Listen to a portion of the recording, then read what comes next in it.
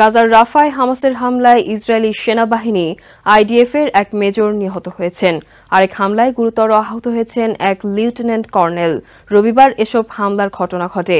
এদিকে ইসরায়েলি সংবাদ মাধ্যম কান নিউজ এক প্রতিবেদনে জানিয়েছে, কারণ ইসরায়েল এতে নতুন কিছু শর্ত যুক্ত করায় গাজায় যুদ্ধবিরতির চুক্তিতে পৌঁছানোর বিষয়টি বিলম্বিত হতে পারে।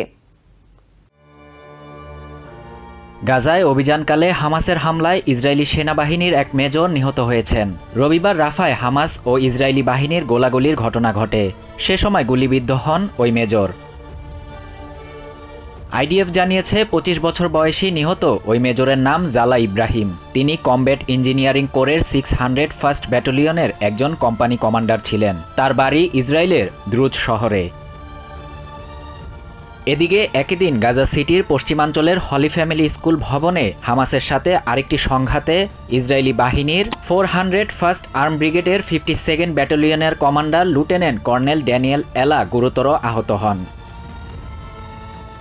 গাজার সিভিল ডিফেন্স জানিয়েছে, হলি ফ্যামিলি স্কুল ভবনে ইসরায়েলি হামলায় ইহাব আল গুসেইন নামে হামাসের জ্যেষ্ঠ এক প্রশাসনিক কর্মকর্তার মৃত্যু হয়। এদিকে নতুন করে গাজায় যুদ্ধবিরতির সম্ভাবনার মাঝে ইসরায়েলি সংবাদ মাধ্যম কান নিউজ জানিয়েছে, যুদ্ধবিরতির চুক্তি বিলম্বিত হতে পারে, কারণ ইসরায়েল এতে নতুন কিছু শর্ত যুক্ত করতে চাইছে।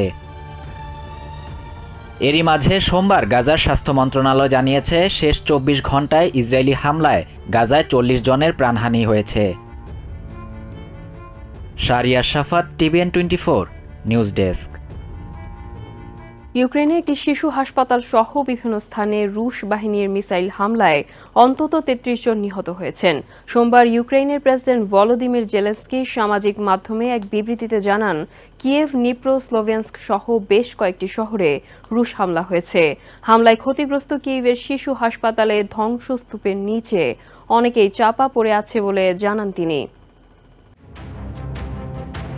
সোমবার সকালে কিয়েভের একটি শিশু হাসপাতালে হামলার পর উদ্ধারকর্মীদের ধ্বংসস্তূপ পরিষ্কারের কাজে ব্যস্ত দেখা যায়। প্রেসিডেন্ট ভলোদিমির জেলেনস্কি এক বিবৃতিতে জানান, কিয়েভ, নিপ্রো, ক্রিভি রিগ সহ বেশ কয়েকটি শহরে হামলা চালিয়েছে রুশ বাহিনী। ৪০টিরও বেশি মিসাইল হামলায় বেশ কিছু আবাসিক ভবন, স্থাপনা ও একটি শিশু হাসপাতাল ক্ষতিগ্রস্ত হয়েছে। জেলেনস্কি জানান, হাসপাতালের ধ্বংসস্তূপের নিচে অজ্ঞাত সংখ্যক মানুষ চাপা পড়েছে। কিয়েভের মেয়র ভিটালি ক্লিচকো এক বিবৃতিতে জানান, ওই হামলায় অন্তত ৬৬ জন আহত হন। এদের মাঝে ৪৪ জনকে হাসপাতালে নেওয়া হয়। ইউক্রেনিয়ান বিমান বাহিনী জানিয়েছে, এসব হামলায় অত্যাধুনিক রাশিয়ান হাইপারসনিক কিনজাল মিসাইলও ব্যবহার করা হয়। এটি রুশ অস্ত্র ভাণ্ডারের সবচেয়ে অত্যাধুনিক missile. Security services of Ukraine SBU প্রাথমিক তদন্তের পর জানায়, কিয়েভের শিশু হাসপাতালে KH-101 স্ট্র্যাটেজিক ক্রুজ মিসাইল দিয়ে হামলা চালানো হয়। এদিকে রুশ কর্মকর্তারা সোমবারের হামলার কথা স্বীকার করলেও বেসামরিক স্থাপনাকে লক্ষ্যবস্তু করার বিষয়টি অস্বীকার করেছে। প্রতিরক্ষা মন্ত্রণালয় থেকে এক বিবৃতিতে জানানো হয়, সম্প্রতি রাশিয়ার বিভিন্ন জ্বালানি ও অর্থনৈতিক স্থাপনা লক্ষ্য করে ইউক্রেনের হামলার জবাবে এসব পাল্টা হামলা চালানো হয়। ইউক্রেনের সামরিক স্থাপনা ও বিমান ঘাঁটিতে হামলার বিষয়েও জানায় মন্ত্রণালয়। এডলিন শ্রেয়া, TVN 24 নিউজ ডেস্ক। টেক্সাসে আঘাত এনেছে হারিকেন বেরিল। রবিবার মধ্যরাত থেকেই স্টেট জুড়ে এর প্রভাব পড়তে শুরু করে। বেরিলের কারণে বিভিন্ন স্থানে ঘণ্টায় ৮০ মাইল বেগে বাতাসের পাশাপাশি ভারী বৃষ্টিপাত হচ্ছে। হারিকেনের আঘাতে টেক্সাসের ১৬০,০০০-এর বেশি গ্রাহক বিদ্যুৎ বিচ্ছিন্ন। হিউস্টনে বাতিল করা হয়েছে ৬৫০ ফ্লাইট। রবিবার মধ্যরাতে ক্যাটাগরি 1 হারিকেন হিসেবে টেক্সাসে আঘাত হানে বেরিল। বেরিল আঘাত হানার জেরে স্টেটের অনেক এলাকায় অতি ভারী বৃষ্টিপাত চলছে। অনেক জায়গায় দেখা দিয়েছে জলোচ্ছ্বাস। এ পরিস্থিতিতে মানুষজনকে সমুদ্র সৈকত থেকে দূরে থাকার পরামর্শ দিয়েছে ন্যাশনাল হারিকেন সেন্টার। টেক্সাসের হিউস্টনে গাছের নিচে চাপা পড়ে এক ব্যক্তির মৃত্যু হয়েছে। এছাড়া হিউস্টনে কমপক্ষে ৬৫০টি ফ্লাইট বাতিল করা হয়েছে। বেরিলের কারণে টেক্সাস জুড়ে ২ মিলিয়নের বেশি গ্রাহক বিদ্যুৎবিহীন হয়ে পড়ে। সাগরে সব ধরনের নৌযান ও কার্গো চলাচল সীমিত করা হয়েছে।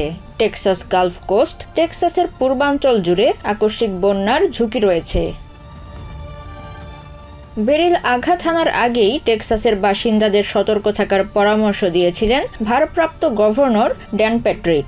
আগেভাগেই Corpus Christi, Houston, Galveston, Freeport ও টেক্সাস সিটির বন্দরগুলো বন্ধ করে দেওয়া হয়।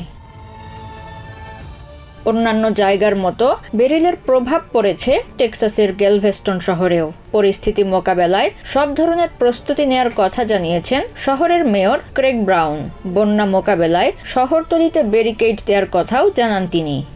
We also put barricades up downtown to keep the traffic out of downtown because developing a wake in that water as it builds up in the streets causes a lot of flooding in our shops also. We opened our emergency operations center about 24 hours ago, so we're taking calls from community residents here. এর আগে মেক্সিকোর ইউক্যাটান peninsula ও টুলুমে আঘাত হানে beryl. তারও আগে Caribbean অঞ্চলগুলোতেও ব্যাপক তাণ্ডব চালায় হারিকেনটি। এতে কমপক্ষে 10 জনের মৃত্যু হয়। Nazmun Nahar Urmi, TVN 24 news desk. ইন্দোনেশিয়ায় পাইথনের পেটের ভেতর থেকে এক নারীর মরদেহ উদ্ধার করা হয়েছে। দেশটির সুলাওয়েসি প্রদেশের সিতেপা গ্রামে এই ঘটনা ঘটে। পুলিশ জানিয়েছে, অসুস্থ সন্তানের জন্য ওষুধ কিনতে বের হওয়ার পর থেকে নিখোঁজ ছিলেন ওই নারী। পরে তার খোঁজ করতে গিয়ে ওই পাইথনের সন্ধান মেলে। এ নিয়ে 1 মাসের মধ্যে সুলাওয়েসিতে পাইথনের কবলে 2 নারীর মৃত্যু হলো। অসুস্থ ছেলের জন্য সকাল সকাল ওষুধ কিনতে বেরিয়েছিলেন সিরিয়াতি, কিন্তু দুপুর পেরিয়ে গেলেও বাড়ি ফিরছিলেন না তিনি। পরে তার খোঁজ করতে শুরু করেন পরিবারের সদস্যরা। সিরিয়াতির স্বামী আদিয়ানসার জানান, খোঁজাখুঁজির এক পর্যায়ে বাড়ি থেকে 500 মিটার দূরে একটি জঙ্গলের কাছে স্ত্রীর জুতা ও ছেঁড়া জামা পরে থাকতে দেখেন তিনি। জঙ্গলের ভেতরে ঢুকতেই দেখতে পান একটি জীবিত পাইথনকে। সাপটির পেট বেশ ফোলা দেখাচ্ছিল, এতে সন্দেহ হয় তার মধ্যে। এরপরই গ্রামবাসীকে ডেকে নেন আদিয়ানসা। সবার সহযোগিতায় পাইথনটিকে ধরে পেট চিরে ফেলার পর সন্ধান মেলে সিরিয়াতির মরদেহের।